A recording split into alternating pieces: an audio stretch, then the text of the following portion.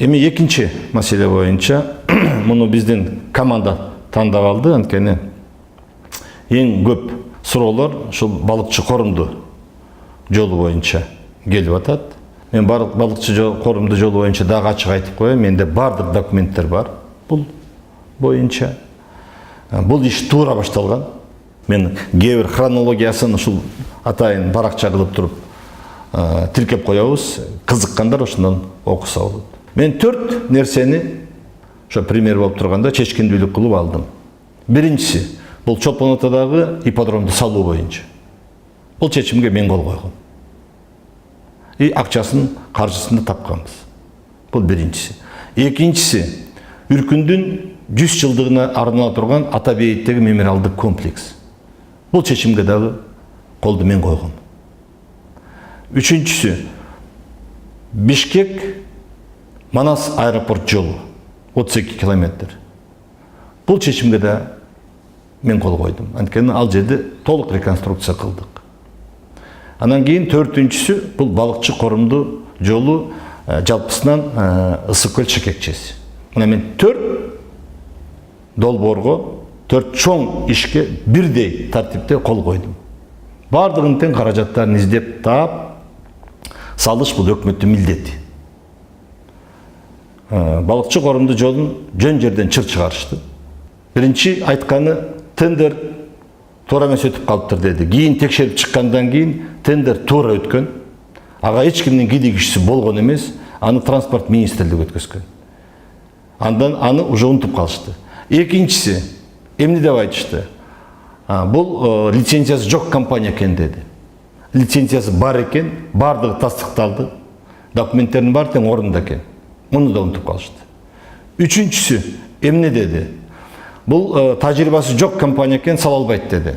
Алар өздөрүнүн кагаздарын алып келип беришти. Кытайда абдан чоң компания экен, салып жүргөн. И мына балыкчы корумду жолун салып атканда жолдун сапаты, иштөө мөөнөтү көргөзүп койду. Булар жакшы компания экен. Төртүнчүсү айтты, бул Сариев акчасы жок баштап алыптыр деп. Мен айттым, бизде 25 жылдан бери бюджетибиз дефицит. Бирок биринчи жолу чоң долбоорду биз өзүбүздүн күчүбүз менен баштадык.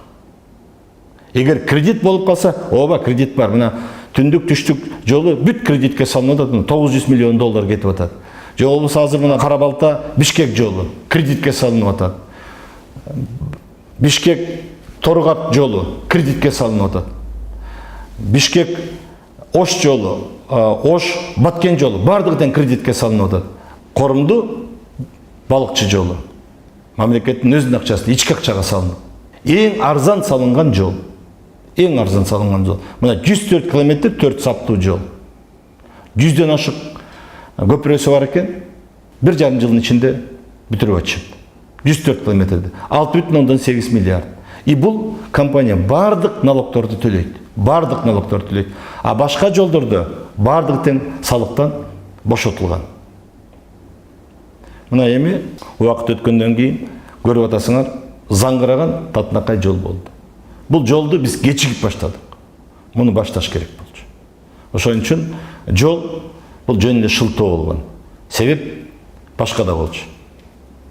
Мына корумду балыкчы жолу боюнча мен айтарым ушул. Мен бүгүн да айтам. Бул иш-чара туура башталган. Бардыгы менен кеңешкенбиз. Мен президент менен да кеңешип, жогорку кеңешке да айтып, өкмөттө бир нече жолу жыйын өткөзүп кылганбыз. Буйруса, бул жол бүткөндөн кийин эл өзүнүн баасын берет. Урматтуу достор, ушул укканыңыздарга рахмат. Эгер кичине узагыраак болуп калса, кечирип койгула. Мен Facebook'тун форматын билем, ага кыска сүйлөш керек.